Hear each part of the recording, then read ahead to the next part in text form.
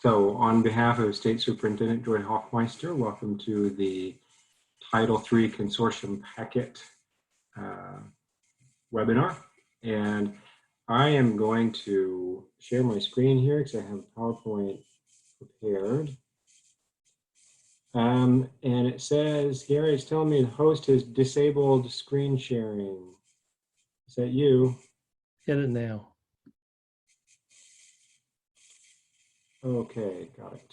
Thank you.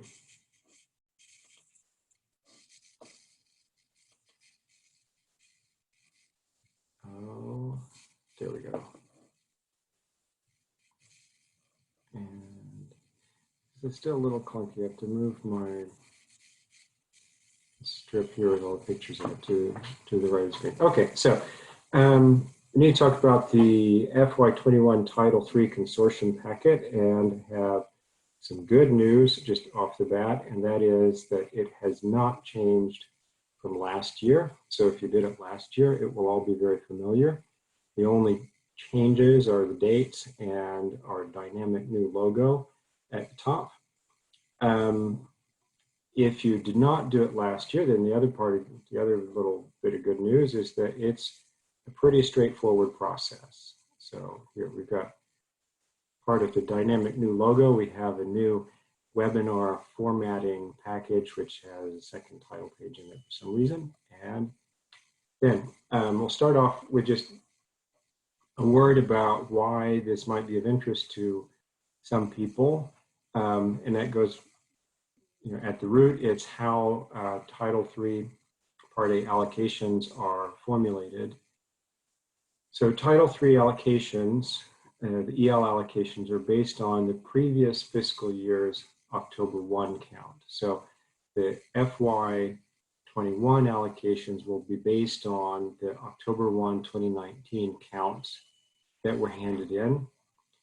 And in order for an LEA to receive an allocation, they have to have enough English learners to generate an allocation of $10,000.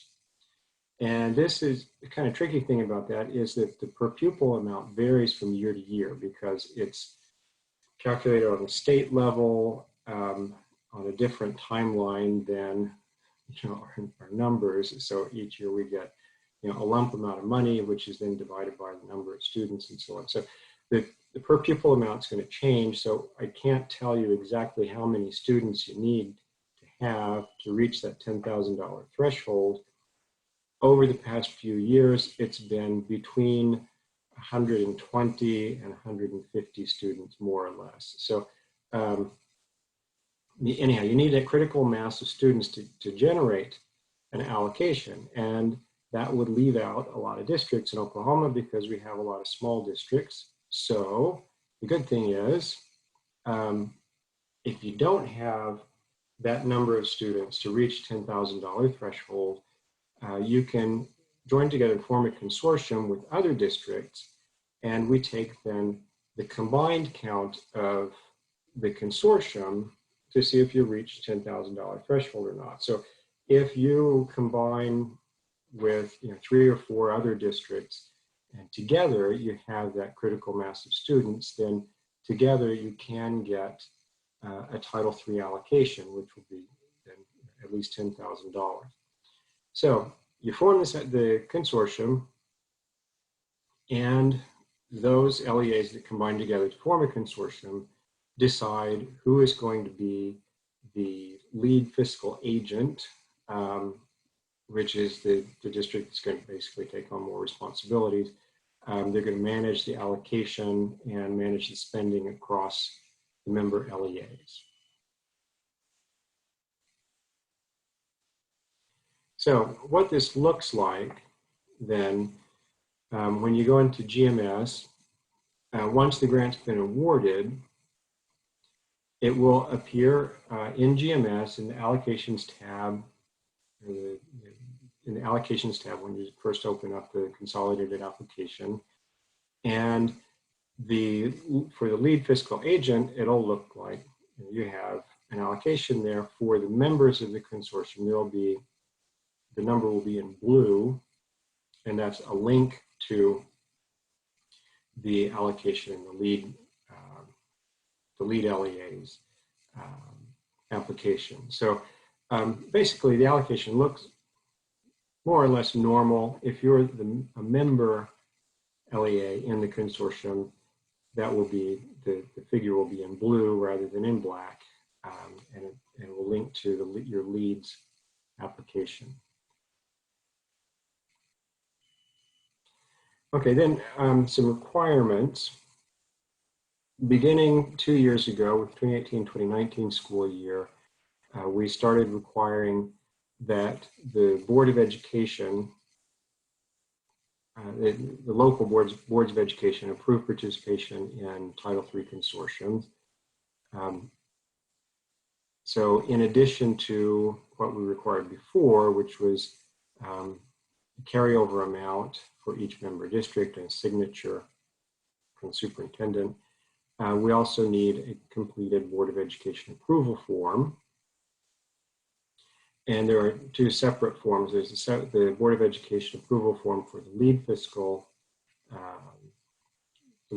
agent. Here, I'm kind of hesitating because I have this little box with everybody's name on it, which is blocking part of my screen. Sorry about that. And then there's a separate one for member districts. And these are available in the FY21 Title III Consortium packet. And that packet is already up. It's available on the Title III page of the federal programs, the Title III tab of the federal programs web page. And I put down here the web address. I think all of you probably know where that is, but if you don't, that's it for you. And so this material needs to be filled out and submitted to OSDE, basically emailed to me by June the 30th of this year. So you're in a little over a month and a half.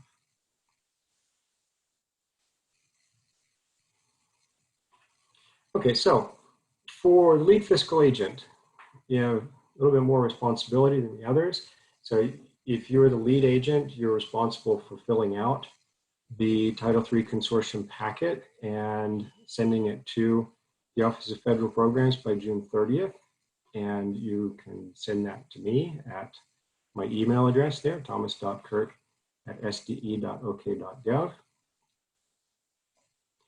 And you would also need to complete the Title III component of the consolidated application.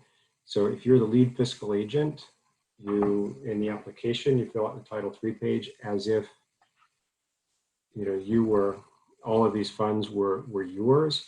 Generally, what I see is on the budget pages, people will enter the name of the member districts, and if there's an expenditure that's specific to that district, so they'll say like Blackwell, such and such supplies, or such and subscription to such and such supplemental software, and then move through. So anyhow, the Title III part of the consolidated application is filled out by the lead fiscal agent. The lead fiscal agent has to meet all the financial management requirements of the Title III award in GMS. And you're also supposed to provide fiscal and programmatic guidance to consortium member districts through the Title III consultation requirement. We'll get to that in just a second. Also, any other additional responsibilities that you agree to as part of the consortium agreement.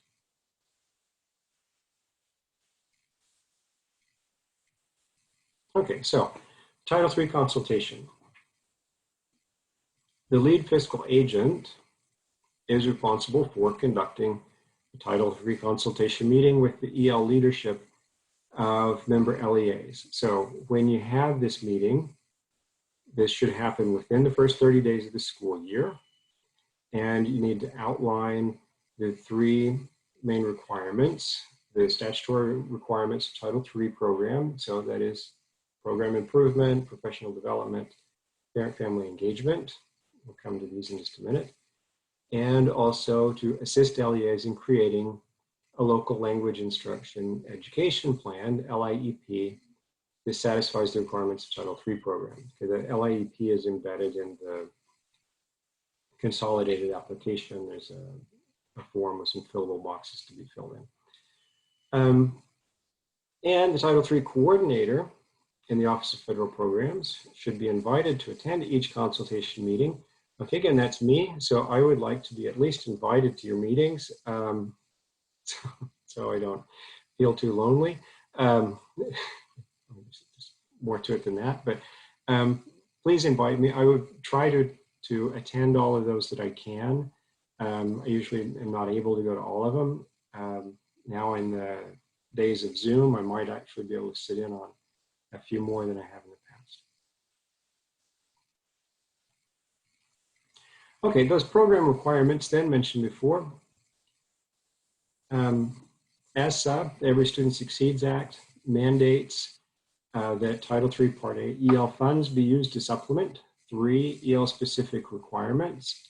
And these are just copied from the law. First one, provide effective language instruction, educational programs that meet the needs of English learners and demonstrate success in increasing English language proficiency and student achievement. We usually refer to this as program improvement. So provide instruction to your ELs and try to improve on what you're doing. The second, provide effective professional development designed to improve the instruction and assessment of English learners. That's pretty straightforward. A lot of districts use their Title III funds, use a very large chunk of them for this, especially if you're mainstreaming most of your students. The more PD you can provide to your mainstream teachers, the better. And then the third one, provide effective activities that include parent, family, and community engagement activities. This is also a component in monitoring. You're probably aware of that. We'd like to see activities to involve parents and families, especially educational activities. So not just presenting the program, but also trying to get them involved in activities that will help with kids' education. So the lead fiscal agent will describe how these requirements will be met in the consortium. The strategies adopted will be apparent then in the proposed Title III budget. That's where we look to see that you have an articulated plan. That's usually evident in how the money is budgeted. Okay, so the paperwork. This is what the packet looks like. Actually, here's the first 3 pages, which simply go into a little bit more detail about the things I've mentioned so far. I'm not going to read through these because, of course, you'll read these very carefully, preferably after a cup of coffee. And then we come to the important stuff that I need back, and that is starting on page 4. There's the first form that I will need from the lead fiscal agent, which basically is just a list of the LEAs that are participating in the consortium, their county and district codes, what their allocation was in FY20, so this year that's ending, and how much of that allocation is being carried over to FY21. And then we also need a signature from the superintendent. And I've been thinking about how that's going to work this year. And I just imagine I will get a number of scanned documents. I would suggest sending a copy of this to member LEAs, having the superintendent sign them. And then I may end up with just several pages stapled together instead of a single table. But I think we really have to accept scanned documents this year and not necessarily insist on an in-person signature. Okay, again, from the lead fiscal agent, there's this form on page 5, which is attesting that your local school board approves of this arrangement. So this, again, it's pretty straightforward. But the name of the lead fiscal agent up here, the other districts that are participating, and then information about the board meeting, board president, superintendent signatures.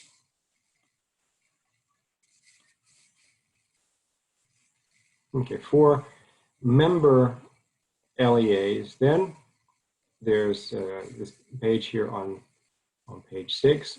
Each member is going to have to also get board approval and fill out this form indicating that they have gotten board approval with the signature of your Board of Education president and the superintendent. And I think that brings us to the end of my PowerPoint. Yes, okay, there we go. And I'm going to stop the screen share and open this up for any questions. I should also open the chat here. There are no chat questions. Yes. Any questions, comments? Amusing anecdotes? So I have one, Tom. So do you help match us with other school districts? I mean, if this is our first time and based on numbers, do you give that kind of support? I can. I have, unfortunately, all of my lists of last year's consortia are in my office, but I am going to the office this afternoon, and I'll bring that home, and I will look at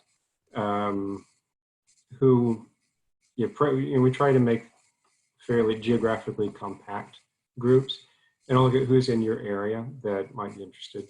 I think last year Purcell was looking for somebody to form a consortium with. Okay. So okay. Yeah. Just let me know if you find somebody that would be a good match. Thank you. Okay.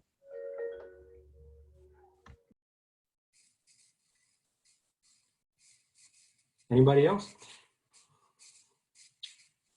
This is even more painful than asking for questions in a classroom because everybody's mic is muted. Can't even hear people grumbling in the background.